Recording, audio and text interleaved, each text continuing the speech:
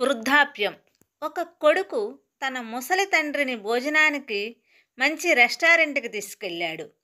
భోజనం చేస్తున్నప్పుడు ముసలి తండ్రి తన బట్టలపై ఆహారాన్ని చాలాసార్లు పడవేసుకున్నాడు. రెస్టారెంట్‌లో భోజనం చేస్తున్న ఇతర వ్యక్తులు వృద్ధుడిని అసహ్యంగా చూస్తున్నారు. కానీ అతని కొడుకు ప్రశాంతంగా ఉన్నాడు. తిన్న తర్వాత కొడుకు సిగ్గుపడకుండా తన తండ్రిని వాష్రూమ్కి తీసుకెళ్ళాడు.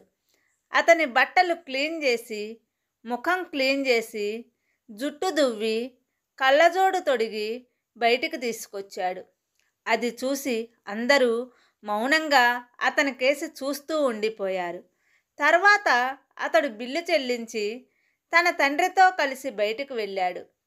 అప్పుడు భోజనం చేస్తున్న మరో పెద్దాయన అతన్ని పిలిచి అడిగాడు, "మీరు ఇక్కడ ఏదో వదిలి వెళ్తున్నారని అనుకోలేదా?"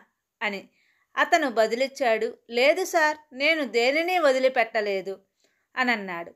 ముసలివాడు అతనితో అన్నాడు, "బాబు, నువ్వు ఇక్కడ నుండి బయలుదేరే ముందు ఇక్కడ ఉన్న ప్రతి కొడుకుకి ఒక పాఠాన్ని మరియు ప్రతి ముసలి తండ్రికి ఒక ఆశని కల్పించావు" అన్న ఆ మాటలకు అక్కడ ఉన్నవారు అందరూ చప్పట్లతో పొగిడారు. సాధారణంగా వృద్ధులైన తల్లిదండ్రులను బయటకు తీసుకెళ్ళడానికి ఎవరూ ఇష్టపడరు.